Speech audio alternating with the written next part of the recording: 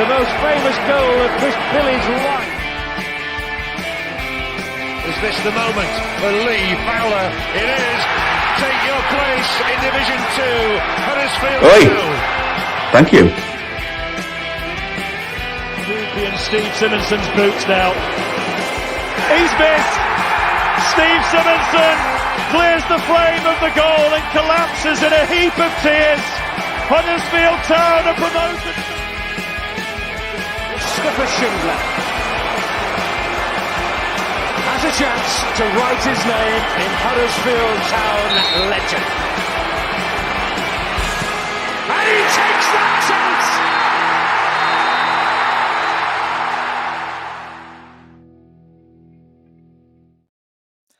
Hello and welcome to episode 201 of the Andy Takes That Chance podcast. This week in HD1, social media in the nose are doubling down on Paolo Bianco being a frontrunner for the Huddersfield Town job, despite former Terrier blog writer Bloggy Potter admitting that he made up the rumour due to boredom while straining one out on the toilet. Money has come flooding in despite the rumour being flushed away. Elsewhere, there's Harrett in the bookies. What are Town going to do? Worthy's change of mentality sets the pulses racing with a gallant performance at St Mary's. And Duffman can't move, as Alan Nixon claims Town will appoint Michael Duff should he move to the local area. Joining me to look back into the last week's news, we have the Brian McDermott of the podcast. It's Richard Kosi Kosmala and Ian Rude Van Silkelroy. And I'm Matt Shaw. Good evening. How are we doing? And good evening to the live YouTube audience as well. Evening, Matt. Are we all right, boys? Yeah, good. Not much fun. Not much coming back then. Right. Not from Killer. We're all right, Matt. There's only us. I was just thinking today, we're going to do a podcast and we're happy. We've lost. We've let in 5 goals and we're happy. Don't you think that just sums up Huddersfield Town? We are happy. Jokes in the intro. We've lost 5 goals. We've conceded 5 goals. We've lost again, but we're quite happy. Just easily pleased, because it's easily pleased at this point. That's all it is. It's a niche audience, this Killer, isn't it? Niche market, mate. Yeah. Anyway, this episode, as always, is sponsored by the wonderful Magic Rock Brewing. So get on to www.magicrockbrewing.com. Use our code of AHTTC10 and you will get 10% off all of your online orders. Head down there as well for match day. Because it's pretty good. They have some decent stuff in the old food trucks as well, if you're a gluttonous for food like me and Kosi and Killer. Right, let's look at Huddersfield Town travelling down to Southampton. Southampton 5, Huddersfield Town 3. What a performance this was for 80 minutes. Unbelievable. I just want to talk about DNA. I don't mean to go all Jurassic Park on you or anything, but Town DNA. We hear this quite a lot, don't we? I'm going to use Michael Duff as a bad example. So I think Killer, Kosi, in the summer, you may remember I was quite pro Duff to replace Neil Warnock at that moment in time, and he ended up getting the Swansea job. And I remember getting the Swansea job and saying to anyone on WhatsApp who'd listen, it's a really bad fit. Is that you've got a guy who doesn't really? He's a great out of possession coach, going to a club who seem to think they're Barcelona light and want to play tiki-taka football, and you've just appointed Michael Duff, who's not going to deliver that. Roll on to Huddersfield Town, and we've appointed Darren Moore, who prefers the slow build-up, and everything that comes with that. Town's DNA, look how happy, general consensus is online. You read the message boards and Twitter and so other social media. And Town fans, we lost the game, but generally the underlying narrative is they're quite pleased with how Huddersfield Town have played, and they're quite pleased because we've attacked with pace, we've pressed high, we've excited, we've got in the opposition face, and we've moved forward with speed. And I think that's all Huddersfield Towns want to see. And, we talk about DNA and how Huddersfield Town should play and the next manager that comes in. And that's really what we want. And it's really why a lot of people fell in love with the David Wagner style. It didn't really matter that we moved the ball quite slowly. It was more off the ball. We pressed, we harassed, we got in people's faces, and we didn't really give much of a shit who we were playing. We would just attack and we would have a go at teams until later on in the Premier League season. And that was what it felt like, didn't it, yesterday under John Worthington Killer? I mean, it's really sort of it's an antithesis to what Darren Moore was playing, like I said, but we started brilliantly, and it's the type of pressing, isn't it, that we were doing. Matos starts it from midfield, doesn't he? He's really been excellent the last 2 games. You bring in someone like Matos, and Darren Moore gets him and has him sat, sort of deep, whereas John Worthington's looked at him and gone, this, he can really snap into tackles and get moving, and he's put a lot of faith in him to start that press from midfield. And then Town were boxing Southampton in.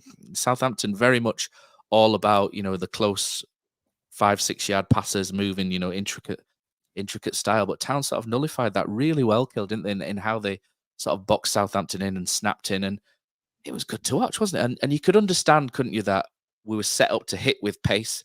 And that's why there was no place for Bojan Radulovic in the team. But I loved it, mate. It was just, usually when we play and I watch it, I'm just sat on my phone half the time, just like messing around, and then look up and then watch it for 5 minutes, messing on phone. I couldn't take my eyes off this, mate. I thought it was great. And especially the pressing as well. That was what really caught my eye. Well, I'm the same as you, Matt, there. I was like out and about yesterday, running a few jobs, trying to get back home for 3 o'clock so I could try and keep tabs with it. But the day kind of ran away with me a bit. The next minute I'm looking, it's 2-0. I'm thinking, what am I missing out here? So I got back home as quick as I could and watched it a bit on delay to see how the game went. But in regards to the DNA stuff, you're right. I think it is as direct opposite to Darren Moore as you could possibly get. That the first time Southampton got it at the back line, I'm just naturally waiting for us to kind of low block it again, just to drop back. I know Worthington spoke about not wanting to play like that and whatnot leading up to the game, but I just expected it, right? First time, as soon as the goalies got it, we've got like 4 men pressing their back line. And you could see straight away Southampton think, no one comes here and does this to us. And it shocked them, and it shocked all of us, I think. It's amazing, like you say, Alex Matos is the prime example of how this entire shift has gone about, in that now we've got a guy whose job it is to be that first line of press after the strikers. And Alex Matos, to me, I haven't seen him under Darren Moore. Like you said, I thought he was just a defensive midfielder that didn't know how to go into tackles other than just to launch himself in. And all of a sudden, he's been given these roles where he's the most important part of the press for us. It's really refreshing to see Worthington go about it that way. And I think that's all that Town fans want. They just want a hard-working team. Like I say, it doesn't actually matter what the style of football is, as long as it's hard-working.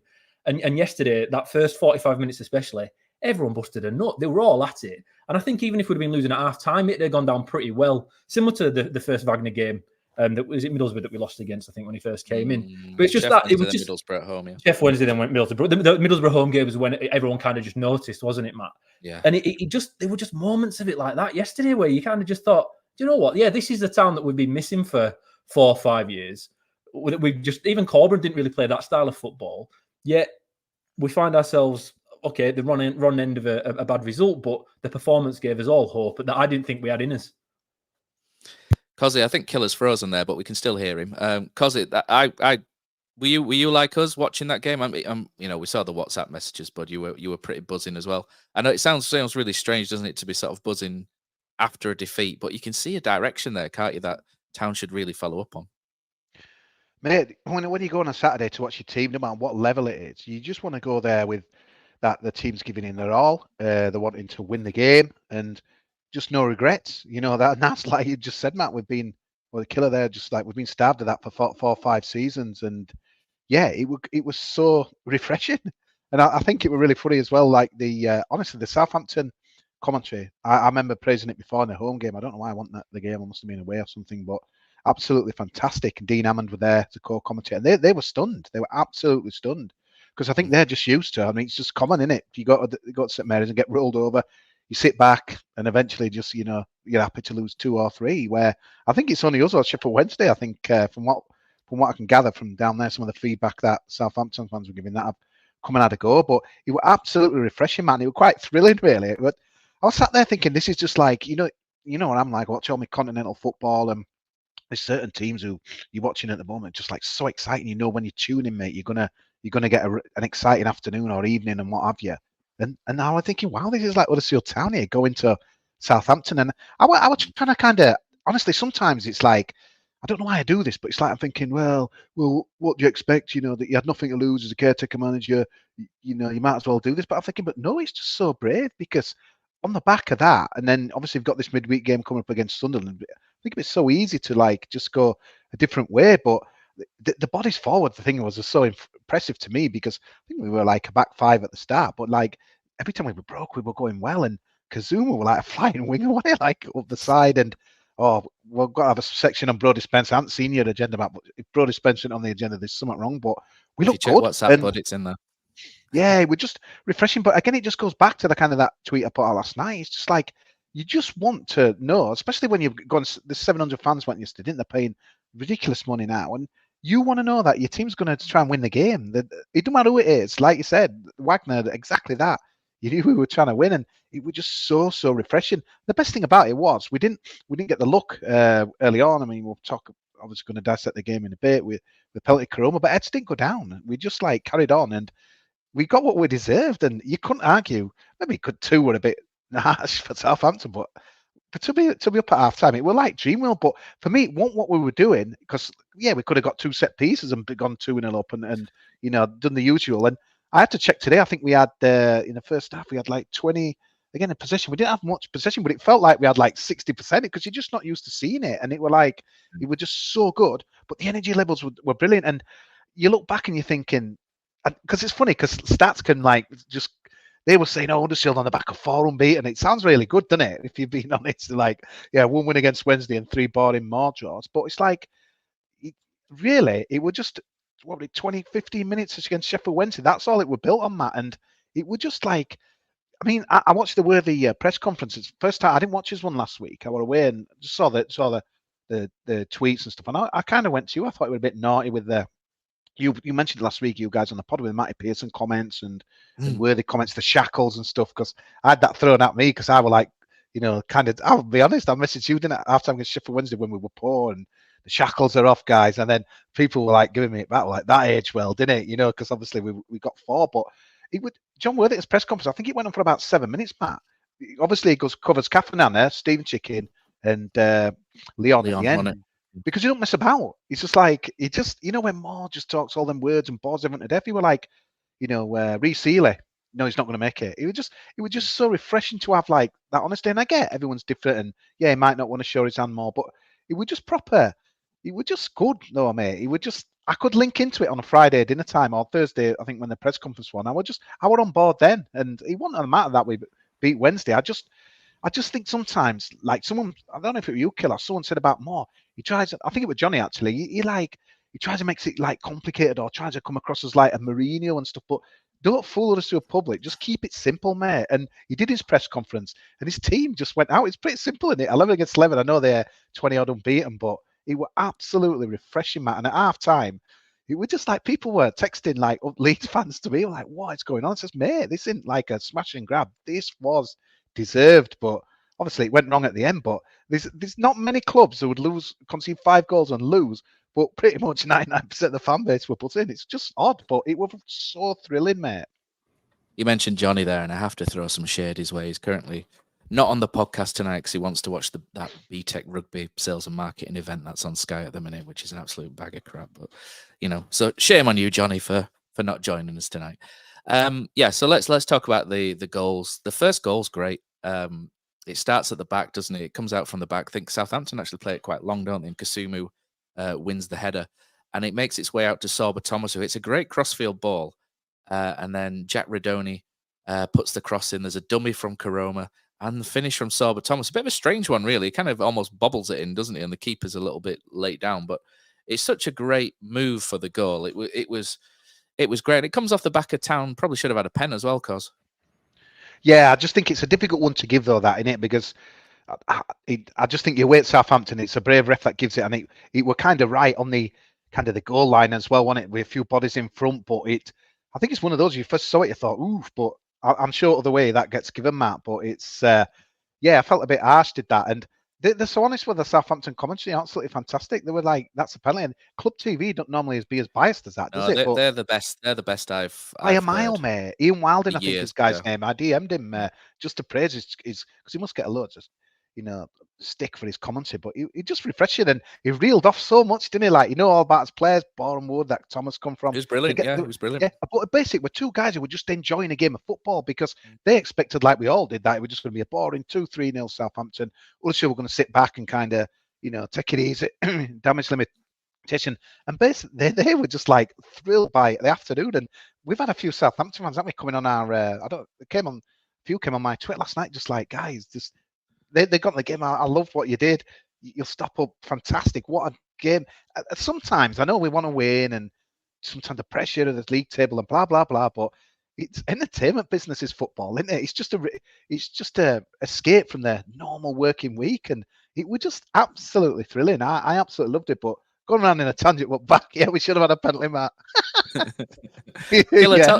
Killer, you tell us about the goal, break the goals, the first two down, because the second one as well is another great goal. I think Brodie Spencer does quite well on the left, and Sorba ends up going down. As Sorba's been superb this season for me, and he looks up and plays the ball across, and Kosumu absolutely flying up that flank, smashes it in off the bar, and it's dreamland, isn't it? Those two goals were fantastic, and as Kosi says, that they're not lucky goals, the brilliantly constructed goals as well for the most part of it, and we deserved it. We were phenomenal that first half, and that's probably, I reckon, the best half from a Town side in years, really. In terms of, you can look back to Corberan and say, in terms of structure, solidity, and seeing games out and getting in front, Corberan had, there's a lot of good football there, but in terms of excitement and being off your seat and putting your phone down, Matt, that kind of stuff.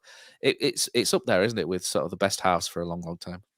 Yeah, I loved it, and both the first two goals, you can see these elements of game plans within the goals as well, which I love to see. Not just a fortunate goal. You can kind of see Warnock did it every time we attacked. You could tell that there was a plan there, and you could see it. And Worthing has only been in the building a week at this point, and we already look so much more not only clinical but quite creative when we are going forward. And this is from a midfielder, not someone who you'd synonymously suggest to be that kind of a coach based on his playing career. But that for the first goal, man, it's by design, isn't it? We're pressing high. We're saying, right, you can't pass through us. You're going to have to go long and try and beat us in the air. So they've gone long and we've won the ball, right?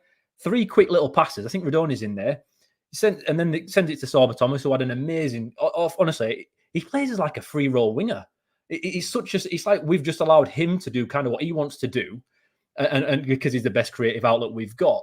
And he's really taken it by the horns and running with it. But his nice little switch ball, like you say, Matt, and then we've run it down the wing, and then a nice little pullback, and then Karoma's got a bit of a dummy run there as a centre forward. He's literally dummied it for the first goal. But by design, again, he's taken out a centre-back by running towards goal. So when the pullback comes there, these Town players running onto it with a clean shot at it. If Kosumu don't put that away, Alex Matos is behind him to have a clean shot at it as well. Sorry, for Thomas, if you don't finish it, Matos can. And for the second goal, like you say, Matt, similar thing again. Okay, it happened in a bit of a different way because Donny heads it on to, I think, to Spencer. And then Thomas gets on his bike, he gets the ball and sets off with it again. And that's another difference that we've got now under Worthington than we had under Moore. You can see if anyone gets it, Radoni, who did it quite a few times yesterday as well, as soon as the ball comes to the feet, they're turning and they're running with it if the opportunity is there. And it just drags us that 10, 15 yards upfield and creates so much space because, again, Southampton have to adjust at this point. Remember, at home, they're used to seeing teams come and park the bus against them. It's boring. You can watch any Premier League game of a top 6 club playing one of the bottom teams, and you know what you're in for. It's boring. It's not what you want to watch. Southampton will have expected that to happen yesterday, and it didn't. We set up not over back 5. I thought initially, Matt, it were a back 5, but it wasn't, was it? We're a back 3. It was very 3-4-3, wasn't it? It was, yeah. But a legitimate one, because normally it's not, is it? Normally, like you say, your wing backs are so deep, it's a fraudulent way to say it's a back 3 when it's a back 5. But yesterday just went at it. And they just didn't know, they just couldn't handle it. They're not used to that. It was an arrogance that they're not used to it. They adjusted after half time, and we'll get onto that in a little bit. But at the beginning, we're running with it. Again, he cuts it back. Karoma, he's not entirely near the ball, but again, he's taking a centre back. He kind of wrestles into the ground to leave the ball there for Kosumu to put it home first time. But again, Matos is behind him. Again, you can tell Matos is told, if he's going down one wing now, to get to the edge of the box. If you watch him back, you'll see exactly what I mean. It's just nice to see. What a wonderful, well-worked goal by design instead of a set piece. That's all we've had all this season. It's just, it felt in that up until that point that Southampton were shell-shocked and we took full advantage of it by design, by running at them. Again, Sorba Thomas, every time I've seen him up until the last couple of games this season, Moore's told him to go out wide and cross it in. Now, he's narrow. He's narrow running towards goal and pulling it back and just being a little bit different every time he gets the ball instead of just whipping it in. And teams don't know what to do. Southampton weren't ready for it and we took full advantage. What I loved was...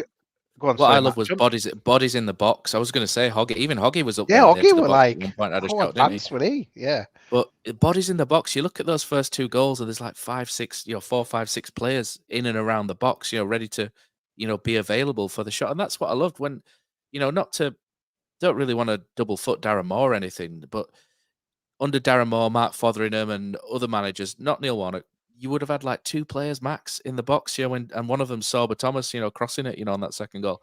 And that's the difference, is it? You're getting players forward and then you're getting players back. That it was just great. I absolutely love that half.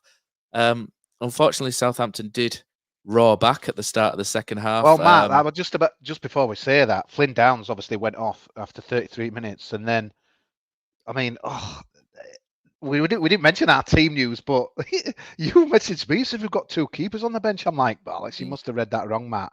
We have. It's just like, and then obviously Tom Edwards, but I mean, their bench, like that Salina, 21.6 million. 21.6 million. That Adoz is 6.8 million. He's from Manchester City, again, like, isn't he? under 20. Oh, have you ever jumped in head? But yeah, you didn't go through the team at the start, that's why. But yeah, just no, I mean, yeah, no, it's insanely good, isn't it? That Southampton, the Southampton team's insanely good. If Flynn Downs goes off injured, you don't bat an eyelid. If Michael Hellick's injured for us, you're like, oh shit, who's going to come in now? With that goal, Matty Pearson was all right. Matty Pearson was great. Matty Pearson had a really good chance actually to put us 1-0 up, but we didn't dwell on it. That's what I love. This team all isn't that penalty, dwelling on mate. All that penalty, we didn't dwell on that. Where he'd have easily to have them heads down, then won it. That's what was so good for me. That Pearson missed the penalty, but yet we still got us goals. It was just amazing. Yeah, unfortunately, Southampton did roar back. I mean, I'm not going to be critical of Town, because that Rothwell strike is an unbelievable strike, isn't it? What an absolute stunner that is. I mean, you can maybe look at Nichols and Pearson's communication a little bit there. Oh, Matt, you can't look at it a little bit. There's no Southampton player near him. It's such a good strike. I mean, Nichols shouldn't be punching it to the middle. That's a goalkeeping faux pas, is that punching it back out into play. But I mean, he's obstructed a little bit by Pearson, isn't he? And I mean, the way he hits it though, it's such a strike, isn't it? It's just an unreal strike. I mean, I imagine John Worthington had gone in and gone, continue playing like you are, but do not let them back into this game inside the first 10 minutes of the second half. And it's 2-2, 10 minutes into the second half. But Matt, the thing is, we started well that second half as well. We started on the front foot. Oh, Matt, it was absolutely agony. Listen to Rothwell. So I had a few buffering issues for some reason in the second half, and it buffered just as it left his foot. And it was about a minute till it come back on. So I was trying to work out. I can't believe official iFollow is buffering, Cosy. That's unreal. Yeah, mate, unbelievable. Bad broadband speeds in Liversidge, mate. But yeah, and it was absolute agony, because I thought that can't be going in that. And I had to wait a minute. And then when it's come back on, he's running back to centre circle. I thought, no way, Jesus! It is an amazing finish. But like, he shouldn't have got there though. Nichols should have caught that ball. That ball should have been caught by the keeper. There's no Southampton player near him. Pearson's in front of him. Between Pearson and Nichols, they should be experienced enough to stop that. It should never have got to him on the edge of the box to smash it home. Johnny Ogg's closest to him. He's never going to get there. There's no fault on anyone defending that, because he smashed it first time at top corner. But the problem is, if you're playing someone like Southampton that have got substitutes like they've got available to them, their squad's unbelievable. Margins are very, very fine. Yeah. They are very, very fine. And if you're giving chances away, and it's not even I wonder what XG on that would have been. That would have been something ridiculously minuscule, I'm sure. But if you're giving easy chances, not easy chances, if you're giving chances away like that from things that you should be catching, eventually you're going to get caught. And that's just kind of what happened there. And it was the beginning of the end for us, I think. I know we got back in front later on, but I don't think we ever really recovered from that kind of that going in. And it shouldn't have happened, because the keeper should have caught. And before that, to be fair, the corner was one after Kasumu got done on the right-hand side. And now he's not a right back, but there was a couple of little 1-2s, and he's followed his man inside as a midfielder would do. I can't really blame him for that, but that's what the limitations you get with a right back. But between that, you've got one mistake from a centre midfielder becoming a right back, the keeper and Pearson not communicating properly, and he's put an absolute worldie in from 20 yards. That's the problem when you're playing a team like Southampton. You have to be as near to perfect as you can be, because if you're not, this is what happens, and then it just shifts the momentum. The fans were booing at half-time, and then all of a sudden, a few minutes into the second half, it's like, oh no. And if Nichols catches it though, and sends it upfield. It's different, isn't it? But it's just that moment is really what turned it for me. I just think it's obscene, though, that Russell Martin's like, right, we're going to get back into game. We'll take off Che Adams. It's like, what is going on? Can you imagine that? Like, Town just taking off like a top striker like that. But, like, I don't know if they've done a deal with Bournemouth, but both player subs, like, were on loan from there. But it's, yeah, I mean, I know what you're saying, Killer, about, Nichols and what have you, but I'm one of those. I mean, I don't know if someone's got it in for me today. Every time I go on Facebook, it seems to be ITV Sport with his goal on, or I go on Twitter and it's sometimes, and his goal just seems to be on loop, but he's just classing it. I just think, but I think that it's just that early goal in the second half. But Matt, do you think we were? I applaud Worthy for kind of starting like we did, in the second half, first half. But is there an element? Am I being a bit of a? No. I mean, to think that we should have 2 up. Let's try and hold it for a no. I thought we played. I thought we did well. I honestly thought we did well, and we were approaching it quite well. It's just like Killer said. It's one of those. It's not even an error, is it? Really? It's just a half. It's not even a half. It's like a half mistake, whereby you get away with that if you play in Sheffield Wednesday. You play in Southampton, and someone who's worth millions of pounds rockets one in the top corner. It's Premier League team. You know what I mean? It's just one of those things, unfortunately, whereby you can't make little errors because you'll get punished. And we made the first small error in like the 50th minute, and we got really harshly punished. And then the second goal is, I mean, Rothwell pulls off Hogg, doesn't it? Well, steady on Matt, but he like pulls away from Jonathan Hogg, doesn't he? Who can't sort of follow him, and then he hits it. And Nichols is saving that until it clips off Tom Lees and goes in the top corner. When you watch it from the reverse, it was going to be it's heading towards Nichols' hand. I mean, he could have flapped it in the net, but it's unlikely for Lee Nichols. But it's just, and then all of a sudden you just think, shit, we're up against it here. Not a bit of it, Kosi. Not a bit of it, mate. 2-2, you thought, right, it's over now. Not a chance. Again, this meant, go back to that press conference, and John Worthington said it's a change in mentality. And you hear this all the time, don't you, from managers? Oh, yeah, we're going to be attacking. It's a change in mentality. We're going to be different. And you sit there thinking, yeah, all right, but it's the same players. But no, it's definitely a change. And, we've come back. Southampton, what were they, unbeaten in 24 games? Something like that. And they're roaring back. I don't think they conceded more than 1 at home since September or something. And then, we come roaring back again. And we Jonathan Hogg has that chance. Hoggy should really slip in Koroma, shouldn't he, when he has that shot? But to be fair, he's never there in the first place. To sort of, you wouldn't expect him there. But then Brodie Spencer does well again down the left hand side, and we'll talk about Brodie soon, Kosi, for you. And then he plays it in, and Matos hits it, and it's lucky. It is, isn't it? We don't get luck at Huddersfield Town. We never. Who dares wins though, Matt? Who dares wins, Rodney, innit? Buy a ticket, etc. But if we get lucky, something breaks in, it's like a butterfly effect somewhere, something breaks, in the time-space continuum. We have to have 2 pieces of bad luck back for it. And unfortunately, we lost Brodie Spencer with injury, didn't we? And then Tom Lees, how that goes in, I've got no idea. There's no one anywhere near him. And it's just flicks off the inside of his leg and just flies in, the near post. And you just think, and this is with 10 minutes left, but that when we go 3-2 up, 60-odd minutes, 15 minutes with 3-2, and you sat there thinking, this could be our day. And it was just such a, up until 80 minutes, it was just such a thrilling performance, wasn't it? Whereby if you can play like that 1 every 3 games, with that intensity, you're going to be, Huddersfield Town will be fine. But, talk us through that third goal, Kosi, because you wanted to talk about it, didn't you? But yeah, Matos, Killer talk about as well earlier on, but the guy that I thought we were getting who was going to make a difference to the attacking final third of the pitch, we have not seen, have we? It's just like, obviously been set up in a certain way by, Mr. Moore, but that were the, Matos I thought we were getting in that as well. I thought he was absolutely sensational. I think he's really improved the last 2-3 games as well. And I don't think yesterday you saw any of those, those tackles really that were, kind of, I was thinking 2 yellows and a red, or what are these new cards? Blue cards. I think he'd be peppered with these blue cards, wouldn't he, as well? But no, absolutely fantastic. And again, when it deflected, like, it was just a beautiful moment in it, because like the world just holds its breath and it just goes up and over the keeper and in and that as well. And for them Town fans in the corner, 700 of them, just a sweet moment, wasn't it? Go over there. But you've just got to give them massive credit though, Matt, Southampton, because I know they've got the budget and the squad, but the belief is incredible. I bet there'll be so many people, and we were talking about gambling later on, aren't we? But I bet there'll be so many people who won big on Saturday. When we were 2 up, I bet there were loads that still would have backed Southampton to win. I don't think odds would have been all brilliant, but just when you've got that mentality, just winning games and that as well, you always think you're going to win. And I just thought, like yesterday, especially them first few minutes before the worldie goal and that as well, that we started well again. And I thought it's just going to be one of those days where it's just going to be one of those miracle results. But the best just find a way to get it done and that as well. But I still thought, though, when we went when we went back in front, Matt, that I thought we'd come out at least with a draw. I didn't see us losing it.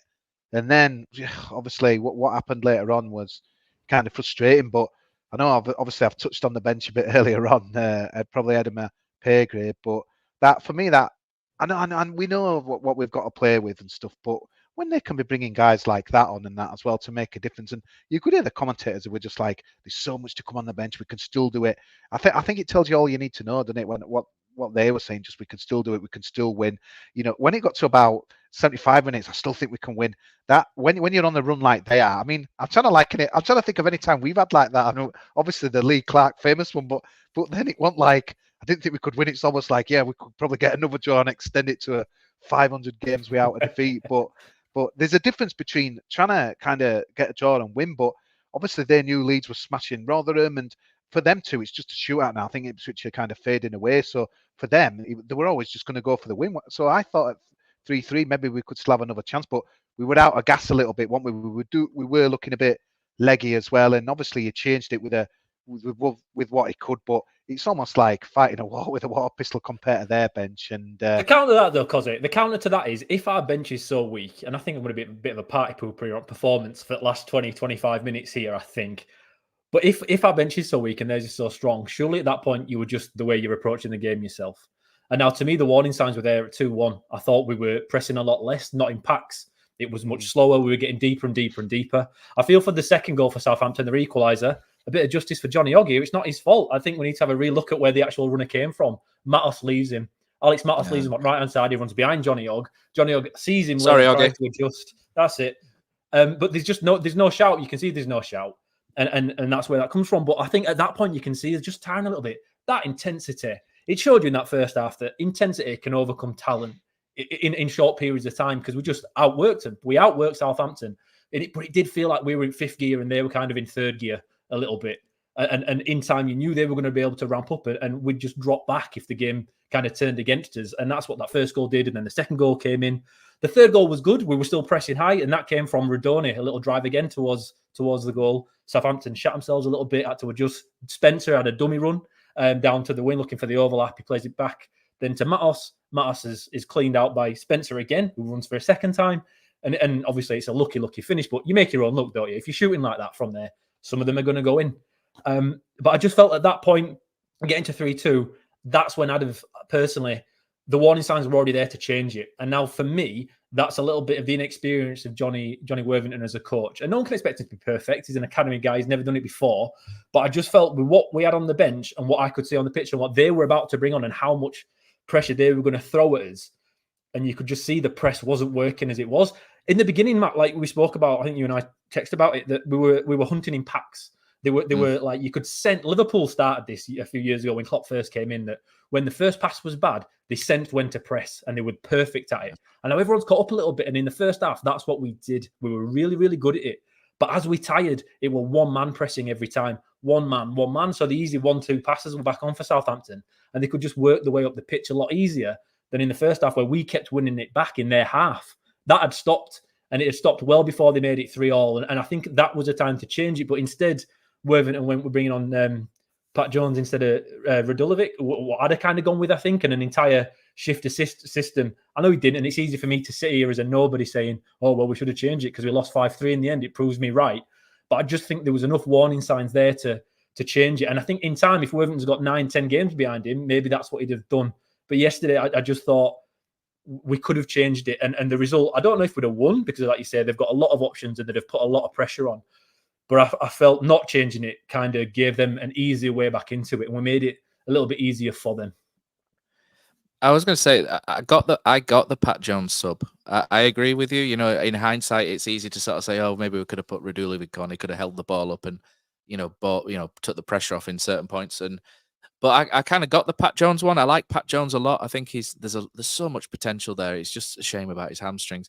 But I got it because, Southampton are pressing forward. There's going to be more holes at the back. And Pat Jones is quick. He's very, very quick. And the pace his pace can hurt them. So I understood it. There's a way that we could have maybe played Pat Jones in and he could have carried the ball high up the pitch. And you get high up the pitch that way. It was just... Do you think though, Matt, on that one, Koroma also offers not just pace, but he's a bit of a physical presence. He wins a lot of headers for a small guy. He's good. I like Koroma. He's a bit of an all-rounder. I think people just generally think he's a fast guy because he's a winger, but when you actually see him, he wins a lot of the ball. I'll get your conch out, Matt, no problem.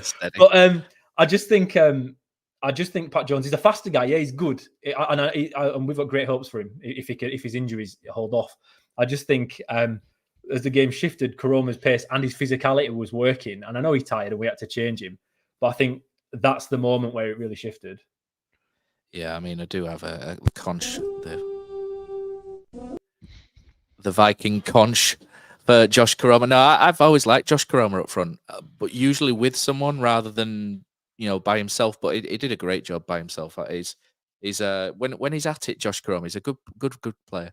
It's just he tends to dip up and down quite a lot. But I know Pat, you just mentioned Pat Jones there, Matt, but he gives me a little bit of excitement that, and I know we've got to hope he can stay fit, but the way he glided past Walker Peters, I get he was a bit unfair that he had all the energy.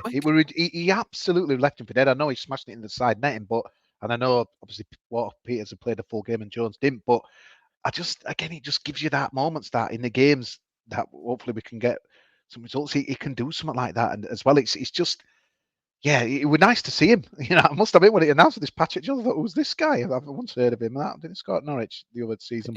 Honestly, he's just as quick with the ball as he is without the ball. And they said he looked a player, didn't they? I mean, I always think it's interesting when you get club commentary, because they only see us once unless you're a proper anorak and you do your own work. But they were impressed with him and that as well. But it was quite interesting. One or two town people were like, having a go at him and that as well, but it's like I just didn't see it. I just thought a promising cameo makes me think on Wednesday night he might come on and get a win against Sunderland or something. He's gonna aid us, this guy. So I'm delighted to see him back. Mate, let's talk about Brodie Spencer. Spencer, he's played 6 games for Huddersfield Town. He played right wing back, then he played left centre back, then he played right centre back, then he played right back, then he played left back, and then he played left wing back. He's made 6 appearances for us, and he's played 6 positions. Technically, you may be stretching that slightly, but it just shows what a good loan it was first at Motherwell. It's up there with the Lewis O'Brien to Bradford loan, isn't it, in terms of how well it's worked out for us, and Jack Hunt to Chesterfield, wasn't it, Jack, back in the day, or Grays Athletic prior to that. And it's just he's come back and he's such a phenomenal player at 19, and it's important not to forget that he's 19 years old. And he's physically very good. He's quick and he's smart and he's confident. And I am absolutely loving watching him play. And a lot of young players, if you move them around, we've seen this before at Huddersfield Town, where maybe you look at, I'm trying to think of someone off the top of my head, but maybe Scott High. You bring him off the bench and then you move him there, then you move him here, and their performances dip with it. Absolutely not with Spencer. He's made 6 appearances. And he's been in the running for man of the match in every single one of them. And he's been phenomenal. And he was probably our best player again. It was such a shame that he went off injured, and hopefully it's not too serious. But he was so good, wasn't it? Kosi, I know you were absolutely buzzing with it, weren't you? But, we've got a gem here if we look after him properly and don't try and go too high. And then, because young players will always have that dip. They'll come in. They'll play well, then they'll have that dip. And it's important that people don't then get on their backs, because we've seen that so many times at Huddersfield over the years, whereby someone comes in, everyone builds them up, and then when they have a little dip in form, and then they get hammered and go, oh, he's not as good as he thinks he is. Oh, he's not that good. And then the confidence goes and drains. And it's important to just sort of stay high on him, because we've seen there's an absolutely great little player here, Cos. What a player. But first we're going to play a little quiz. Killer, who were the last player Town got from Motherwell? And how good were he when he came to Huddersfield Town? Come on, Killer. Do you know? Oh, not a clue. Come on, because I've been away for a long, long time. That's a Matt. You know, don't you? Motherwell. Yeah, we got a player from Motherwell, and he went an absolute car crash. He hardly ever played. Motherwell. Some people have never clicked through a turnstile and see COVID. Think of COVID. Rolando Aaron. Oh, don't do it. 'Cause, We bought him from Newcastle. He never existed are. anyway, did he? We got him No, from Newcastle. But his spell before he came to us was from Motherwell, so technically he came from Motherwell. We signed him from Newcastle. Kosi, you're we no did. longer quizmaster. Matt, Off we you go. did. No, Matt, we did. He was on loan at Motherwell and then came to us after that. But yeah, Brodie Spencer.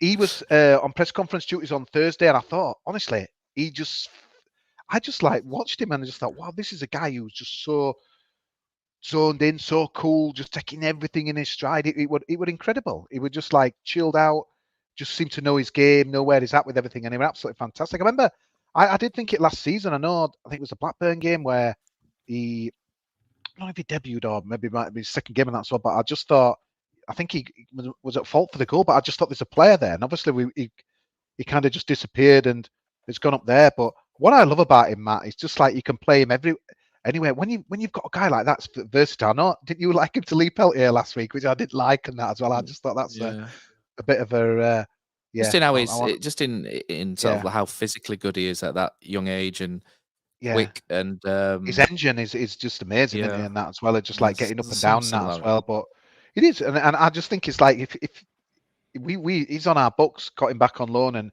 he's making an instant impact. He cost a bit of money on that kind of performance as well, but fantastic. And obviously on the news of the week, you know, we've had Turton last week, he's done. Josh Ruffles this week, he's done. It's huge for us. But again, I thought it was a big moment in the game, Matt, when he went off injured. I thought that were our hopes went with him, mate. And that's a 19-year-old. We're just like saying 19-year-old playing at Southampton, and that was such a big thing in the game. But that just shows the impact that he's had as well. I think it gave him so much confidence, that Man City game. I think it's given a few lads that Man City game of confidence. Obviously, number on Grealish, and it's just little confidence builders and that as well. It's like he came back in, did a job that game, and then, you know, he's just kicked on. But yeah, it's been well managed. It's been well managed. You know, with Darren Moore, we've maybe criticised indirectly a little bit, but he managed him well when he came back, and John Worthington's carried that on as well. So, you know, credit to both of them for that. I mean, we need to move it on a little bit because we're 42 minutes in and we've not finished about the game and talked about any of the other topics yet. But I think with the rest of the game, I think it's very easy to say we started to look very leggy. Our fitness went, and their subs came on and took the game away from us. The guy that came on up front, you know, did you say we're 21.6 million, Kosi? 21.6 million from Stead. I've done my research. He came on and he was very good, wasn't he? He was very, very good. Direct what a push. Yeah, very good. And I mean, 5-3 at the end of the day, it's disappointing, isn't it? To say how well they've played, to come away with nothing just felt very harsh. But you can be buoyed by the performance and be slightly disappointed by the result, which I am. I think that's fair, because I just felt we didn't deserve 5-3. Didn't Matt? But I think the best thing is. The best thing is with a midweek game coming up, though. I think it's just lit the touch paper. A number of people have said they can't wait for Wednesday. If the team are thinking, half of my mates who, God, when Moore were in charge, people didn't want to come. People can't wait for Wednesday's game. The team should be thinking that. And that's the best takeout out of that. And even better, I thought, because I wrote a tweet yesterday saying we won't be in the bottom three for long, because I looked at your message like, Wagner, blah, blah, blah. I didn't realise it was 2-2, so I deleted that and I quickly changed it. Said, I know, honestly, I love David Wagner, but he has done absolutely nothing for us this season, that Shice House. He's literally beat us twice, knobbed us twice, and then lost to pretty much everyone around us. He's done us no favours. It's just positives for me, though, Matt, because there's some massive games this midweek and that as well. I think I've got it written down here. It's Stoke versus QPR on Wednesday. So, and if you look there, I saw Millwall lost at Coventry today, and I saw some of their fans. I thought I'll have a little nosy, and they're really within free fall. All of a sudden, we were winning 3-2. We were 18th in the league. Yeah.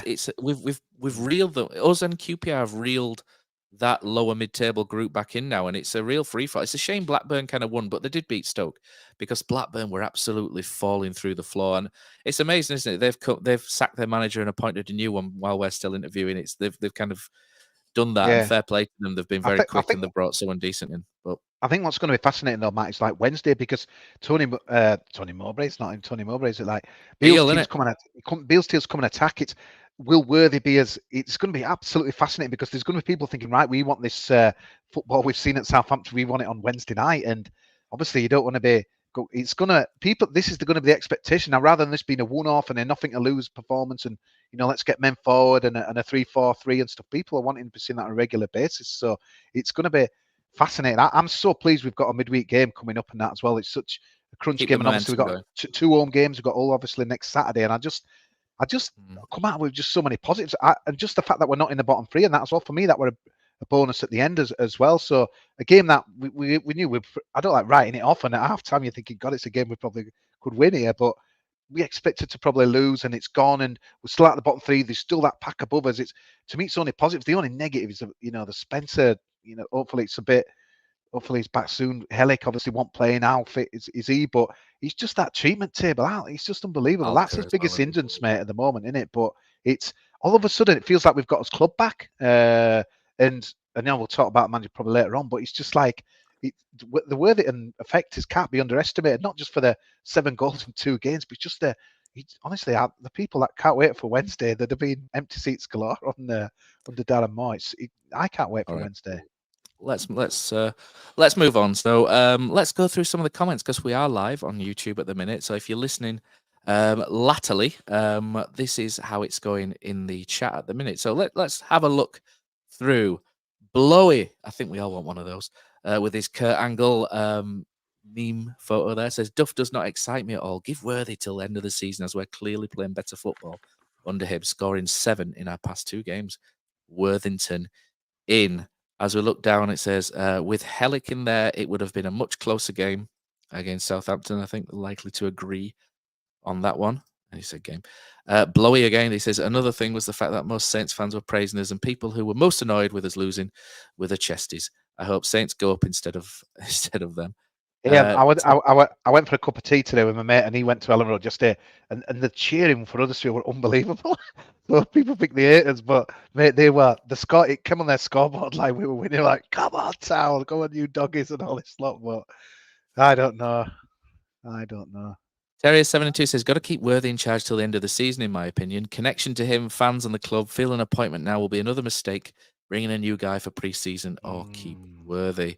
Let's keep going through here. Mikey says, last 2 games under John is best football I've seen since 2017. Give John the job until end of the season. Blowy's back again. He said, what made Kasumu's goal even better was the one time I wear a shirt with his name at an away game. Kasumu is an absolute gem. I love him. Keep wearing that shirt, mate, if that's what happens. LG828 says, yeah, not sure about Radulovic. Lacks energy and aggression. Yeah, Killer. Bring Killer in on here. Killer, you're a bit on that mentality, aren't you? A little bit? Yeah, I was worried about him when he first came in because the Finnish league's not the greatest. Like we spoke about last week, Morelius came from there, Pukki came from there, but pace or strength kind of goes a long way. I don't think Radulovic has either of them, and he has to be the tallest guy I've seen play up front who's unable to win any sort of header. And I expected it. I thought he's good at his feet. He is. Even Hudlin. Yeah, but Kyle Ludin came from Kyle Ludin bagged 24 goals in 28 games in greenhouses in Finland and come with a reputation and was it Radulovic? They said a 7-figure fee for Matt. Was it Radulovic? No. Was that Healy? Okay, well, however much it cost, he came and the impression was he was going to be a bona fide first team starter kind of from day one. And to me, looking at him, he's about as far away as a first team starting number 9 we've got. I think Healy's better than him when it comes to Championship football. I think Danny Ward would be if he were fit, which is probably unlikely. Birdsog's fit better than him and more effective in our system. And then even Koroma is. I thought when he came on yesterday, again, he looks lightweight. I don't notice him when he plays. And I don't think you can criticise a striker more than that. If he's scoring goals but not doing very much, fair enough, you're doing your job. But I don't actually know what his game is yet. And I find that normally I think I can kind of work it. I think most people can kind of work out what a striker offers and what if they're just a hard worker or whatnot. But to me, I don't know about you, Matt. What do you reckon on Radulovic? But I just think he's not at Championship level yet. And now it probably is that. Everyone says the Championship's one of the hardest divisions to play in. It's strong, it's physical, and it's fast. And it takes a bit of time to adjust to it. But he looks to me like he's got a long way to go to adjust to it. I think physically, he's not really played properly since the end of October. So there's a lot of catch up that he's got to do. It's almost 4 months ago.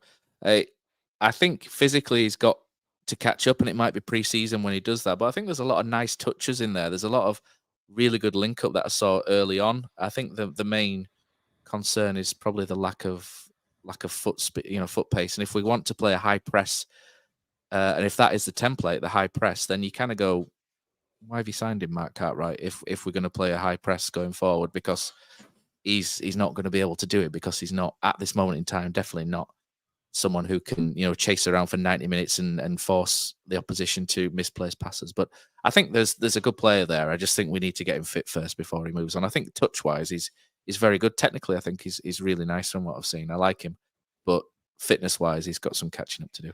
Let's move presence, on. Is he though? He's just not that presence, Matt. Sorry, he's just not that physical presence I expected from a guy in his shape and his style and what I thought we were getting. And I feel he's that's where my disconnect with him. No. Let's send Boothie down to the training ground. So this is how you stick your elbows in. But Daddy Legs says, bloody daughter has changed my YouTube name again, Dean Smith. So thanks for that, Daddy Legs. Freddie Cocker says, I'd still want the Duff man in if we can tempt him. Worthy until the end of the season will either be Warnock-esque or Terry Connor at Wolves. And I don't want to see another Town Legend status tarnished. A little bit like Danny Schofield, I think, there. Although Chris Fountain disagrees. He says, give it Worthy till the end of the season. Up the Town. Matt, and again, Blow saying Worthington in. If I play devil's advocate, Cozzy. Go on, sorry, mate. If it wasn't Worthington, if it was someone that had been at Cruz Academy, do you think there'd be that outpouring of love for him in, based on one game? I think it's based on the style. I don't know about the style. You honestly think, rather than John Worthington Town, we love him because he's a local lad and we've played well in one game? Do Town fans really do that with local lads, though? I always think local lads get more hammer than love a lot of the time. So I think it's the style he's done it in, to be honest. If we sat back and played the same style as Darren Moore, but had won 4-0 and 5-3 and lost 5-3, I think everyone would be wanting a new manager. We're chatting manager next, aren't we, though? So, yeah. Yeah, if you let me get on with this. Cool. Yeah. You blew cards out. I know. Simbin Cozzy, we can remove him, actually. No, we won't. Max says, send all the youth to Motherwell. Let's move down. Paul Hitchison says, these last two games have played with Town of Play with serious attacking intent. We didn't deserve to lose like that, but the game tactics were spit on. I think he means spot on. Nick Jenkinson says, give it Worthy. Seems like he's bothered. At least we're seeing some excitement now. Terry7-2 says, can't blame Duff not wanting to relocate, which we'll talk about in a moment. As we come down, Joshua Hallowell says, can you express how you feel about the result via the form of interpretive dance? Thanks in advance. Cozzy, do you want to grind one out? So what about what I feel about the result? About interpretive dance, yep. I don't know. Carry on reading and I'll try and come up with something at the end. All right. Daddy Legs says, Headley, Hogg, Pearson, Yutta, Jackson, Diarra and Chapman all out of contract at the end of the season. You can only offer contracts to 3 players. Who are you keeping? Do you know what? Brady did this on the warm-up with Louis. So if you want to have a look at that, you can listen to Brady and Louis on the warm-up for Southampton. But very quickly, those 3 would be Headley, Hogg, and maybe Yutta for me. Very quickly. Killer? Hogg, Pearson and Diarra. Really easily on. Quasimodo?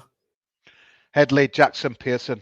All right, got different answers there. Chris Greene says, I really don't want Michael Duff. I think we have to stay away from him. He's not an improvement on Mua if you had to compare him to Darren Poor. I disagree with you, Chris, on that. I think we'll come to Michael Duff in a minute. But Paul says, I can't wait for the Wednesday game. John Shawsey says, fitness is reportedly a Warnock legacy. Yes, this is something that I did want to mention, but I forgot. Not since Carlos have we had a team to press the opponents week in, week out. Yes, Neil Warnock, I know a lot of Town fans probably won't like to hear it, but there is, shall we say, talk in football that Warnock's teams tend not to be very fit, and when managers go in after Neil Warnock, there is a very big criticism about the fitness levels of players post-Warnock, and Darren Moore's obviously tried to change some of the training and tried to get the players more fit. And unfortunately, injuries have occurred through that. And I have heard that that's happened at other clubs as well. But we love Neil Warnock, so we don't really want to say too much negative about the GOAT. But I think that'll do. You lads going to Leeds at home from Blowy? Yes, always. Right. What we'll do now is we will have a quick break. We'll go to the away day log. So this week we've got Paul Stead, who has braved the weather, gone down to Southampton, and he's done this for us. And afterwards, we'll throw an advert in there if you're listening to this on Acast. And it's me and Kosi trying to flog you NordVPN. So enjoy that. Good morning, Town fans, and welcome to my optimistic away day log. My name is Paul. I'm with my son Ryan, and we are just about to set off for the south coast. If we can't be optimistic after last week's result, then when can we be? This is just about as good as it gets for Town this season, so I'm going to enjoy it until reality sets in again, which I realise will probably be at about 3:10 this afternoon. But until then, I'm still enjoying riding high on the crest of Worthy's 4-0 wave. I'm looking forward to seeing who is in the team at 3 o'clock, and just as much looking forward to seeing how we will play. Next stop, St Mary's. Hello again, we've arrived at the stadium now. There's a decent turnout. I've just seen the lineup, and I have to say my optimism has died a little bit, but my intrigue has grown, because we spent all season looking for a striker, and then we decided to leave him on the bench. But Karoma did well in the last game, so hopefully he can do well this time. The lineup is looking like we're set up to counter-attack, disrupt with Hogg and Matos in the midfield. But it is going to be interesting. It's obviously going to be a tough game. Southampton, I think the aggregate score for the last 5 games is 19-1, so we'll be lucky to get anything out of this game. Hopefully, with our optimistic hat on, I'm going to go for a 2-2 draw. Come on, Town, come on.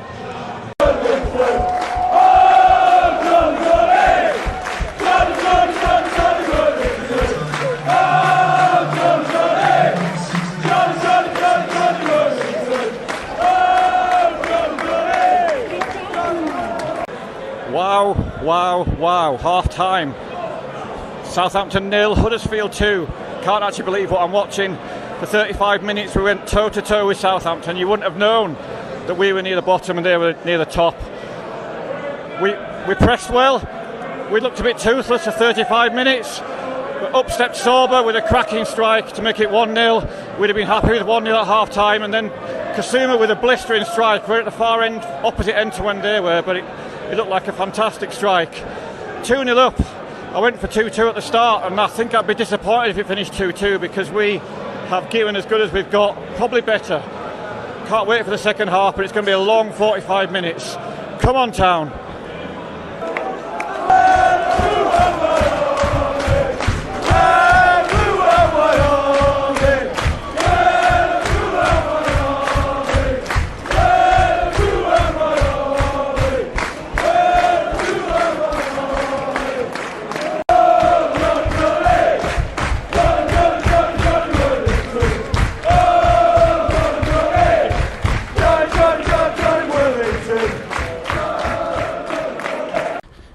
Well, full time, we're just walking from the ground.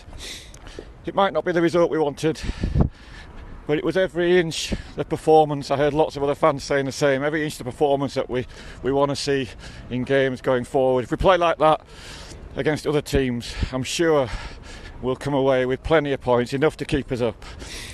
Entertainment wise, it was an amazing game, a roller coaster. Worth every penny of the away ticket and away travel costs, and you wouldn't say that about many games we're seeing this season. So all in all, I've enjoyed the day out. It might not be the result we wanted, but loads of positive signs there. And at the moment, why not give the job to Johnny Worthington? Because that was a great game to watch. Up the Town. There we go. Thanks for that, Paul. I enjoyed that. That was nice and refreshing from Paul. I did like that very much. Right, guys, let's move things on nicely. So, remember, NordVPN is there for you. We'll stick the comment. We'll stick that in the blurb in the podcast. Right. So we discussed. We had injuries down to talk about, and Josh Ruffles is out for the rest of the season. But I think we covered that pretty much, didn't we? Because we can move on from there. So let's go to Duffman. So Michael Duff. So Chris mentioned. So Chris mentioned that he thinks Michael Duff is similar to Darren Moore, but I have to disagree with that. Darren Moore, for me, is someone who's always had quite good resources and kind of underachieved with them. Even though he did get Sheffield Wednesday promoted with, the 96 points. But, that's over 2 seasons when, he's already got them relegated and then, failed to go first season with, the biggest budget in the league and then finished third with the biggest budget in the league. Whereas Michael Duff, on the other hand, should I think Barnsley probably should have beaten Sheffield Wednesday in that playoff, and I think had they not got that red card, they would have probably gone on to do so in the summer. He got Cheltenham promoted really well. That was a great, did really well to get Cheltenham up. Took them to the highest ever league finish the year after, and then moved to Barnsley. At Barnsley, has got them in the playoffs with a team which is inferior to a lot of them, or was inferior to a lot of them in that league, and he actually did very well. Swansea was just a very, very, very bad fit, and I've mentioned that a number of times. Is he as bad as Darren Moore? Not for me. Is he right for Huddersfield Town? I'm not sure. Alan Nixon seems to think that if he moves from the Cheltenham area, where I think there's some schooling issues around his kids, I might be wrong by that, to West Yorkshire, then potentially he's going to be okay. How are you guys feeling about Michael Duff, Killer? Is he? I mean, he's not the super sexy, exciting manager that's come from far away to sweep us off our feet and take us on a magic tour to the Premier League. But there might be some sense in there potentially for him, because the players do sort of suit it. That's why I wanted him this summer. The players kind of suit what he does, or what he did at Barnsley, in terms of high press, high octane, and getting into people's faces, etc., and not necessarily being on the ball for 90% possession. Is that something Town fans want at this point, though? That's my kind of question.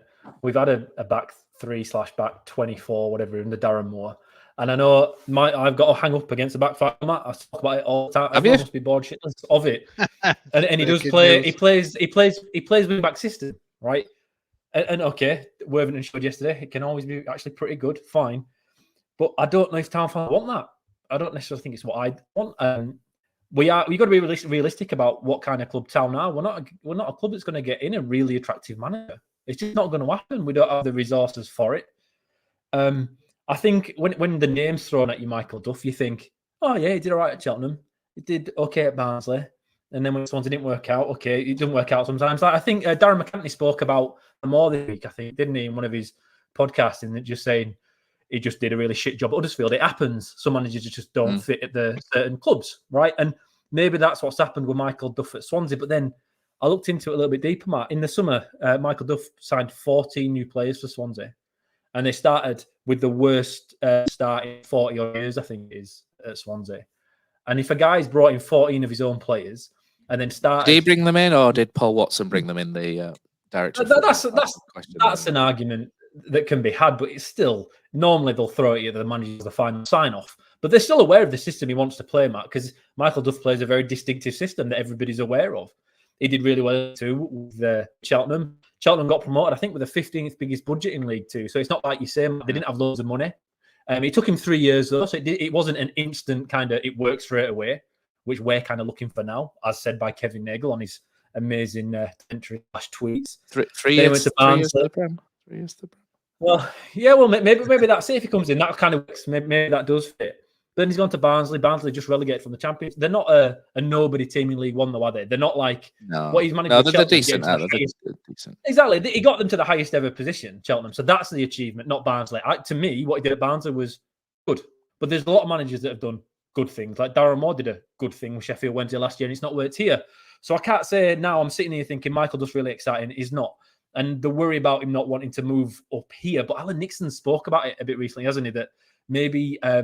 that could be something from the Town side, in that they've listened to the fan perspective. And I think obviously ran a poll to see what the percentage of Town fans are that want Michael Duff in and against. And I don't know where it is at the moment, but I think it was 78% no at one point. Yeah, I've got it here, Killer. 514 votes, 78 no, 22% yeah. And then I put it on Instagram as well, 81% no and 90% yeah. John Shaw's mentioned there, but I don't get the angst for it, Killer. And I don't think it's just because Worthington's kind of charmed a few. There seems to be a real issue against him. Why do you think that is, mate? I don't get it. All of a sudden, especially after because he was against Darren Moore in the playoff final, and Moore seemed to have got one over him. Do you think is that it, or because they're not the same? Are they? They're not the same. No, from not exciting. Why? It's not exciting. It's not exciting, and I think that goes a long way. I think it goes a long way because Again, we're sat here saying, "Oh, it's an all right appointment." I'm not. I won't be excited. I won't be getting out of my seat for it. And okay, you've got to give him time. I understand it, but not all fans are rational fans. A lot are irrational, and we're not rational. We're not rational. But we saw what happened with Darren Moore against Leeds. He never recovered from it, and now if he comes in and already we're not excited by it. Kevin Nagle's not promising, but suggesting Premier League in 3 years, and it's a new restart. This, that, and the other. And then you go out and bring in another kind of League One good manager. It's not really, to me, shifts the tickets, and I really think that is a massive motivator at this point in the season. Not staying up, Killer. Not staying up. I think Worthington could do that at this point. Right. I think Worthington could do that with it at this point. I mean, what he did the last 2 games, I think they're looking at the long-term future. And the other problem is with Michael Duff is the loyalty there. He left Chelsea to go to Barnsley, did a year at Barnsley, then left to go to Swansea. And the next thing you hear is he's not sure if he wants to move up here. If that's a rumour, of course. But if that is correct, where's the long-term plan that the club are kind of talking about when it comes to appointing the next manager? I feel like there's a disconnect between Michael Duff and what he kind of stands for, the way he plays, and the excitement that he wouldn't bring in regards to the appointment and what Town are supposed to be looking for. But that might just be me. I don't know. I don't understand what the remit is really. Do you know? I mean, the club haven't said who we are and who we aren't looking at. Are they? They've not come out and said Michael Duff's going to get the job or anything like that. But I don't really understand that the whole style of play and everything about the club, the identity of the club, has to be driven by the director of football. And so far, I've not really seen what we're trying to do. And this next appointment really tells you everything that you need to know really about the vision really. Someone's put something which is quite interesting, and it's been on. It's been a topic of our conversations as well, Paul. He's mentioned, I think we should keep Worthy till the end of the season and go for Klopp's assistant then. And that's something that kind of excites you, doesn't it? If, you bring in a Pep Linders or something, and then all of a sudden that's a lot more exciting than bringing in a bloke that did okay down the road, isn't it? And that would be quite exciting, and it would feel like a rebuild and a fresh start and everything. The risk is, I absolutely think the world of John Worthington. I think he's great. I loved him as a player. Do you know the tenacity he had as a player? He gave everything for Huddersfield Town. He's giving everything as a coach. I've got all the time in the world for him. Having played once with him at school, etc. And when I used to follow Town and that team full of academy players, it was great having a local lad from Gummersall as your captain of your football club. You had that connection and everything. It was brilliant. And the thing that will always happen, and it happened with Jacko as well. You can look at Jacko. There will be a dip at some point, and the way they're playing at the minute, is it sustainable? Potentially not. The fitness of the players, etc. So you don't want to be in a position in 6 to 8 weeks whereby we're down towards the bottom of the league, and people are looking at John Worthington slightly differently, and there is that risk. But there's also the risk as well that if you don't appoint John Worthington, Kosi, you could bring someone in who's completely rubbish again and end up going down anyway. There's so much risk here, isn't there? I mean, Worthy's done brilliant, but it's 2 games and there's not. I mean, if he plays like this from now to the end of the season, you'd think we'd be fine. And I think if we did, everyone at the end of the season would be like, give it Worthy long term. But he's there's a long way. It's 2 games, isn't it? And there's a long way to go.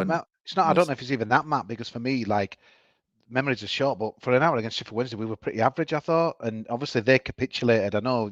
I don't like taking away from people who've kind of achieved stuff. So at the end of the day, John Worthington manager, we won 4-0 against Sheffield Wednesday. But I thought a lot more to do with how they folded. But fair play to him. And then, all right, we're happy yesterday. It was really good. But we conceded 5 and lost. And Killer was mentioning there about his naivety. Later on in the game, maybe he would have changed something when it looked like, we were getting overrun and that as well. And I think the only thing is, Matt, Sunderland win 2-3-0 or something on Wednesday. The next panic stations again. It's such a dilemma. Like we need a manager. Yeah, it is, or even at Hull or whatever. It's such a dilemma. I think even if QPR ended up winning yesterday in bottom 3, I think it takes some brave people to. I know there's so many comments, and I knew it'd be like that tonight, Worthy until the end of the season, but. I just think if Duff comes in, I don't say guarantees safety, but I think he'll be all right. But I'm with you, Killer. It's kind of moving on next season, card sales, exciting football. That it's such a nightmare really at the moment, because it's almost like that job remit they put out. It's just like the impossible at the moment. It's almost like, right, we need someone in to stay up, apply now, and you'll get it till May. And then it's like, right, we need a new culture, need to, bums on seats, exciting football, apply again in August. But we're wanting someone to do both. And I just think looking around, it's very, very, very, very difficult, Matt. And I just think it's all going to be the fans will feel totally different about if Sunderland beat us on Wednesday. But then thing is though, Kosi, thing is here, Worthy's going to take Sunderland, isn't it? He's going to take Wednesday because it's Sunday night now, right? Yeah. It's unlikely for somebody to come in and take that, right? Then you've got Saturday, really quick turnaround again. So even if a new guy came in, it's likely to be Worthy then anyway. Yeah, 2 massive games. Is it to me, it makes sense here to let Worthy take the next 2 games and then kind of make the judgment, because the next 2 games are massive. The home games, they're winnable. And then you've got a week off, I think, until Watford away. I think we're going to have him anyway. So I'd actually wait, I think, right now, just for these 2 games, because you've got him anyway, and then decide. Because if you win them both, you're in an entirely, you're 18th in the league, probably, most likely. You've jumped quite a long way up. And whilst it's unrealistic because we're Town and we lose games that we should win and win games we should never get near, I understand that, but I feel like we're going to have to ride it like that anyway. So I think it's time just to sit a little bit. I expected Duff in last week, to be honest. I thought at the end of last week, that's when he'd kind of been announced. Yeah, we're heading that way, wasn't it? And then the snow happened. And I'm just imagining, I just get a year and then. I just think that's a bit of a weird story for Alan Nixon to come out today. It's really odd. It's not like, it didn't feel like... There's a lot of weird stories, though, to be fair. It is. I mean, and like someone said, he's got more right than he has wrong, probably for Huddersfield. But it's just almost like, it didn't say the jobs. It kind of reads in the jobs is if he'll move north, but then is it or not? And I think the problem you've got as well is like, if you did get next season, if we're in League One, Wednesday won again on things. So you're right, Matt, to say last week they can't be written off. So 5 is not a lot of a gap really in that as well. So I know we're looking at the pack above, and so I think you've got to include in them. But if we go down, the quality of the manager that we're going to get is, you won't get a Pep Linders in League One and stuff. So it's a real dilemma. I mean, I'm glad it's not my decision, mate. I was having the discussion with Lee Morris earlier, and Lee Morris doesn't want Worthy. So he sort of wants a manager in. But I'm sort of like, I'm with Killer. You can kind of give it a week, another week. You can't really give it 6 weeks, but you can give it a week, another week, just to see where we're at, because he's bought us time. Honestly, that win against Sheffield Wednesday bought us time. And we said that on the podcast last week. If he wins against Sunderland again, that's a game that we probably weren't expected to win not so long ago. So if we pick up a win against Sunderland again, it buys you more time again. And if you beat Hull, if you like say you win 2 games, all of a sudden it's like, well, we only need to win another 3 or 4 games from now to the end of the season, and we'll be fine. So Sunderland have turned a corner though a bit, haven't they? It'll be a hard game. Yeah. You haven't beaten anyone good, but 1-2 out of last 3. No, well, we're not good. But Plymouth, I mean, Sunderland are a funny team, but they pass the ball around again. It's suited to our high press again. Is Sunderland? So it's a game we could potentially get something in, and so is Hull, because Hull are very, very good. I mean, they've got Philogene, Carvalho behind the front too, and they've got a really good side. I think Delap's injured, isn't he? But they've got Tufan as well. Big week. All sorts of good players, but big week. Again, they don't like it when teams get stuck into them. Again, it's the 2 teams that are very good and potentially should beat us, but we could also, take it to them and beat both sides. And if that happens, it just puts a complete different slant on it, because then you could say, do you know what, Pep Linders could come in at the end, or whoever, Hazela or whatnot, Stefan Baumgart. Let's keep going, Baumgart. At the end of the season, give him a couple. I tried to find him last week, Matt, but he would avoid him, mate. I know. Just get, but it just buys you that time. And if Worthy buys us time, great. If we lose against Sunderland and Hull, okay, maybe Duff needs to come in and it changes. But I think the results this week dictate him for me, Matt, and it should do really, because if you're a cool head or a good CEO and that as well, you should be reactive to results and stuff, and there'll be. Well, it's where we are in the league, though, isn't it, mate? You have to, because of where we're at.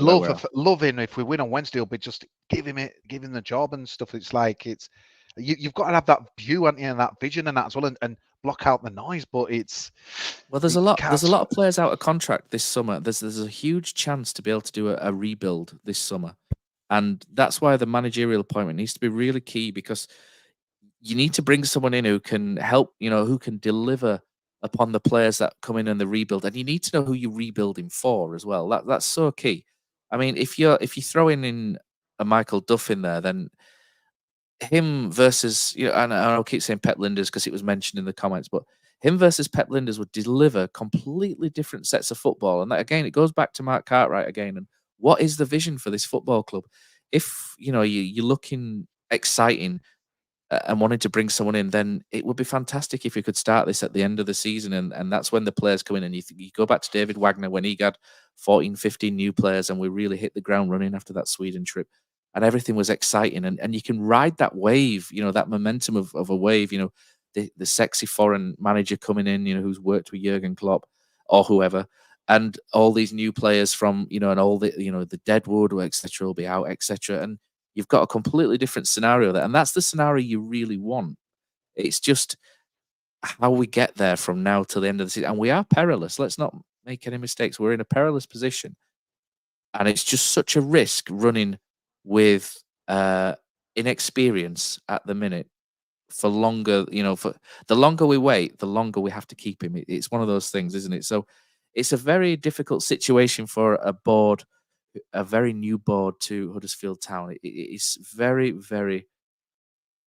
One mistake and we could go down. It's so that's why it's probably a good reason to wait for a week. I think it's like what the Killer said. I expected him to be in by now. If it were Duff, I'm surprised.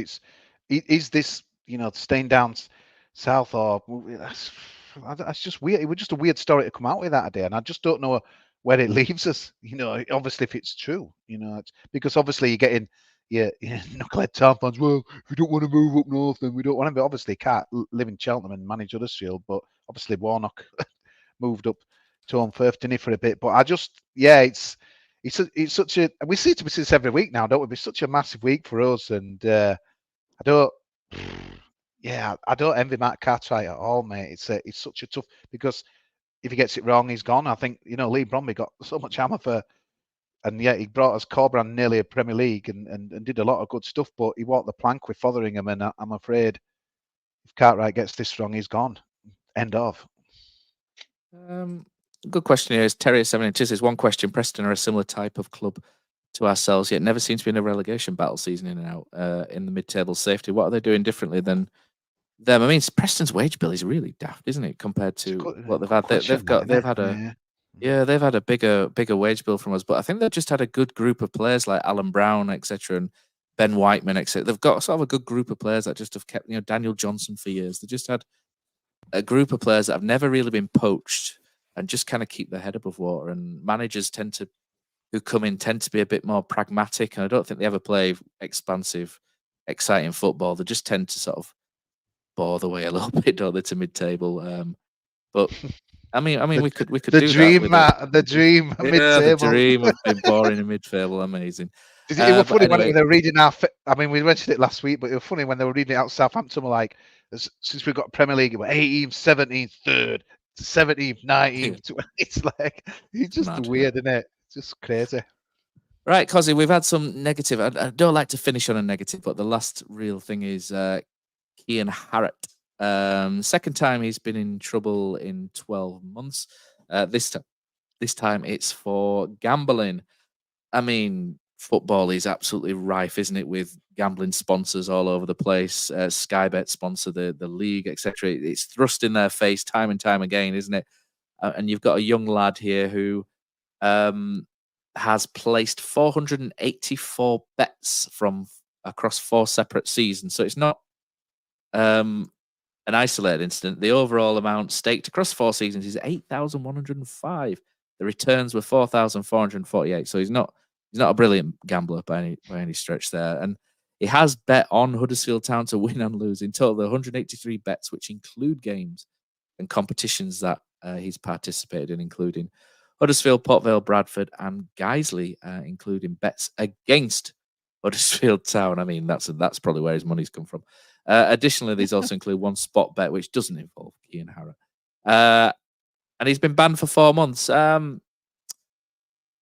My view on Kian Harrett is maybe that he is a young lad, isn't he? Kosi, I'm going to throw it to you, actually, because here's a young lad who, and Jonathan Worthington said in the in the press conference, didn't he, that Huddersfield Town would help him, which was nice to hear.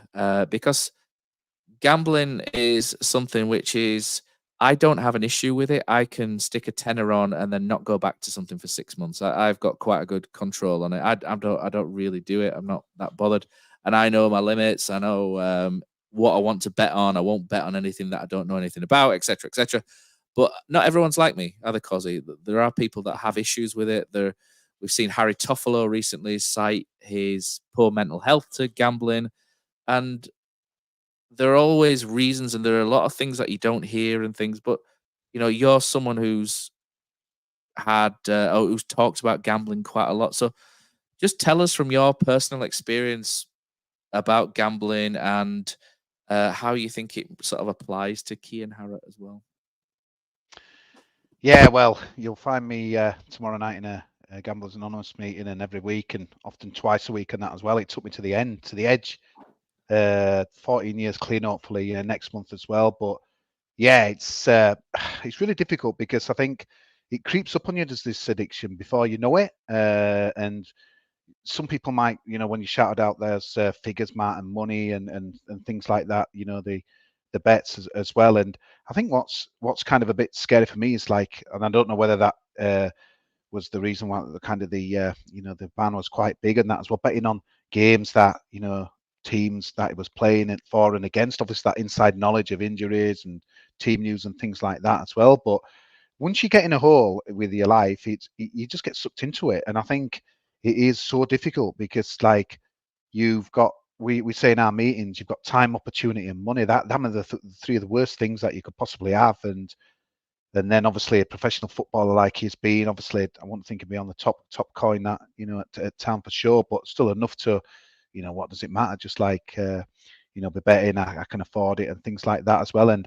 it's a serious issue really, and that as well. I think it's sad. I mean, it's quite, the first thing that I was thinking of is to do the club, surely the club do a lot of, because I know quite a few cricketers and then they've done quite a lot of work inside the clubs with the, about gambling and things like that as well. I think it got to a stage where I know when kind of knew a few people at Yorkshire that they had to hand the phones in during games and things like that as well, because it was getting that bad. They're like people, gambling as well. But I think that's the thing, because obviously you'll get one side of the argument. People, well, how stupid is that? I've no sympathy for him and that as well. And obviously he had his other issues away from gambling as well. But I just find it pretty sad, to be honest with you. Now, to me, this guy needs to be in with me in the meeting tomorrow and that as well, because I just think it's to recover kind of from, like, for me, it sounds like an addiction what he's doing and that as well. And he's obviously not helping his career. He can't have like your mind focused on the job 100%. This is the big thing that I found kind of recovering from like the addiction is when I wake up tomorrow and I go to work, I've focused on the job. Focused on my friends, focused on my family, focused. I've got a clear head. I can kind of make my own decisions. When someone's involved with that, people might say, well, it's just, you might think it's just a little bit of, something to when I get off the field. But I'm damn sure that when he comes off that field, he'll be like on his phone, right, as them bets coming. And I think when it's creeping into that territory, it's really, really bad. I was quite shocked, to be honest with you, in that as well, because obviously we've seen the Toffolo thing as well. And again, I've seen a few comments about, because of the mental health thing, and that were just thrown in to try and, kind of get away from the punishment. But I didn't realise that it was, it was betting on teams that it was involved with and that as well. So for me, that's a bit of an issue. But obviously, you shouldn't be betting at all. It's insider trading, technically, isn't it? Yeah, it is. I mean, obviously, the most famous one in the rugby league with the Sean Long thing, Tommy Martin, back in the day when they knew that St Helens were going to have like a weak team out, and obviously that was when it kind of got clamped down on them as well and stuff. But I just think, because if you want to bet enough, you'll do it, to kind of work in industry where you can kind of self-exclude and ban people from betting. But I always think there's always ways around it. You go to our meetings and, you'll get people who'll relapse and then they'll be like, well, hang on a minute, you put a block on there, you put a GamStop block or you put a GamBan block. But yeah, but you can put a VPN on and kind of bet on a Chinese website and stuff like that as well. And I think if you want to bet enough and you've got a problem enough, you will always do it. So to me, it's, the club going to support him. For me, the support has got to be, bigger than he's got to want to, because clear his head, because who knows, he might get released with Town, he might end up going down the pyramids and stuff like that as well. And what does that mean? Does that mean he can gamble? His life's just going to like kind of go into free fall and that as well. It's the same way Toffolo. I'm quite interested. I'd love to have a chat with him actually one-on-one just to say what you're doing about it and that as well. Oh, I've stopped gambling. What does that mean? Because to me, you've got to make a change in your life. Otherwise, you're just going to go back into that big hole and that as well. Because I were ready to finish it on that. I'd had enough. It got me beaten. I owed so much money. You know, I couldn't pay bills. You know, my wage were going after 3 days. Was not on footballers' money and that as well. And I needed to get help to rock bottom. And some of these meetings I've gone into, like, you know, obviously it's anonymous, but there's some really high-profile people that have been kind of licked by gambling. So it's just you've seen it obviously with Toffolo, with Harrett. I mean, 4 years. It's a very secretive addiction, mate. Because like if I'm an alcoholic, you can see it, can't you? I'm coming back drunk. If I'm I mean, we see that on Instagram. To be fair, mate.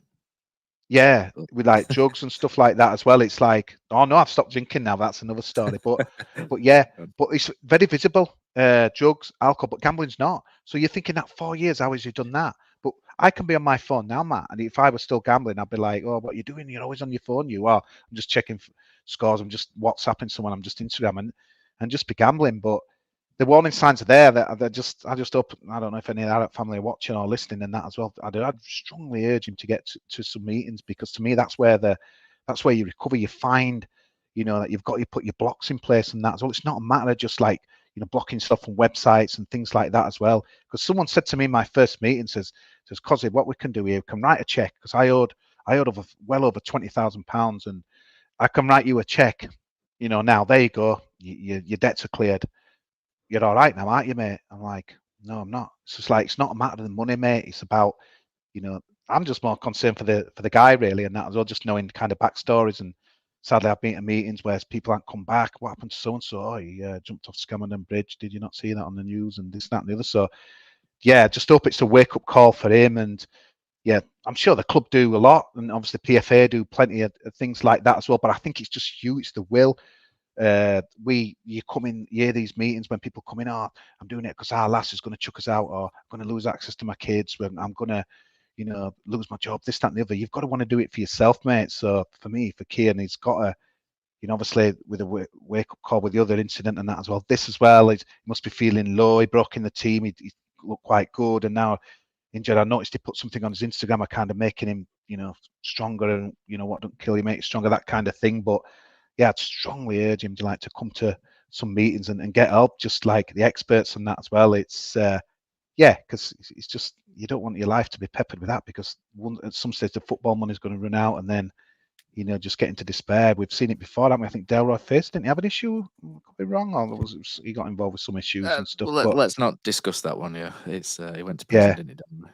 Yeah, but that's what I mean. Where this can take you. So you might just think, well, I've got the money, and it's like, yeah, it's a ban, and I'll be back in the summer. But mate, if you're watching, come to the meetings, sort yourself out, mate, because like that, there's nothing more satisfying than I couldn't do 14 minutes without a bet and be 14 years on the 15th of March. So yeah, it's dangerous, slippery slope. But yeah, sad to see, mate, to be honest with you. But I think unless you're in the hole, and once you get in, everyone's got it.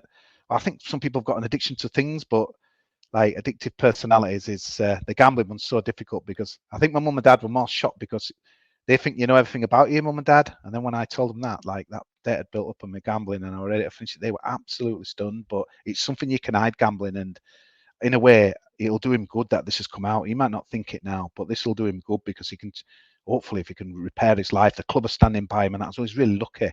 He can kind of kick on again. So yeah, just wish him well. 14 years, outstanding, mate, outstanding. Nearly 15th of March. Got to get there. 15th of March. That's my missus's birthday. We'll have a double celebration. Yeah. Killer. I don't think me or you could say anything else about that, could we? Well, because he's just not really. It's just the thing is, as a footballer, you do know you can't gamble. You're put into meetings all the time saying you can't gamble. At my very semi-pro level back in Australia, I couldn't bet on anything in any FIFA regulated game, and I'm still registered now, and I still can't. And I'm very aware of it. You get emails all the time. You get put into meetings every year about it. So it's definitely not something. It's not an accident. He's very aware that he shouldn't be doing it, because all footballers, I think, it's a part of a contract as well. I think when you sign with a football club, there's all sorts of things with it to make footballers aware. But again, it's an industry. A football industry is basically financed, not entirely, but quite a lot by gambling money. So it's hard to sit here saying, well, it's wrong, don't do it, when every shirt sponsorships, every second shirt ships a betting company. So it's a tough environment to live within if that's something you are predisposed to. And it's just, I feel for him, especially because obviously this is the second problem he's had, Town, after what was it actually called? Is it hair baiting? Hair coursing. Whatever it was. Coursing, Hair. yeah. And again, that's something that's not a common occurrence, that one. I can't say I've ever heard of it before until he was charged with it. And he's not a footballer that's got a background where he's bagged 20 goals 4 seasons in a row and he's going to get job opportunities everywhere. He's at the beginning of his career trying to learn his way. And this is the second incident he's had that's really going to make it more difficult for him to be a footballer. I just hope this is kind of the wake up. And like Kosi says, he gets the help he needs to push on. And if the club stand by him, great. There is a bit of a player in there. He's been pretty handy for us. And under Warnock last year, there were moments where he was handy, and you can see that there's something there. And I just hope it's not ruined from something outside of what we see on the football field. Yeah, I don't think it's in the contract, but it's definitely an FA rule, isn't it? A football rule that you're not allowed to do that. I mean, I had to sign something similar as well 10 years ago. I think that's it for us, lads. It's been an enjoyable pod talking about a performance which has buoyed us somewhat. So hopefully we'll see a lot. We've lost by 5, but we're happy. We're weird people. Us. I know. Absolute sadist. We're all mad around the bend.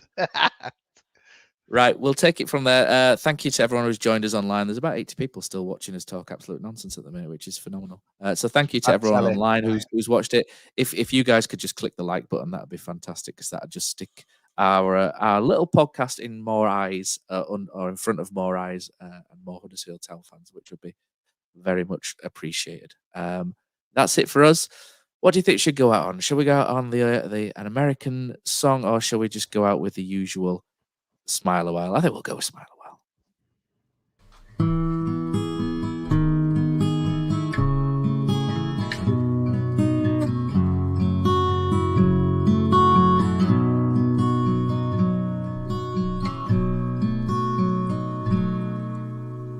There's a team that is dear to its followers. The colours are bright blue and white. They're a team of renown, they're the pride of the town, and the game of football is their delight. And all the while upon the field of play, thousands loudly cheer them on the way. Often you can hear them say, who can beat the town today? And then the bells will ring so merrily, and every goal shall be a memory. So town, play up and bring that cup back to Huddersfield. So town, play up and bring the cup back to Huddersfield.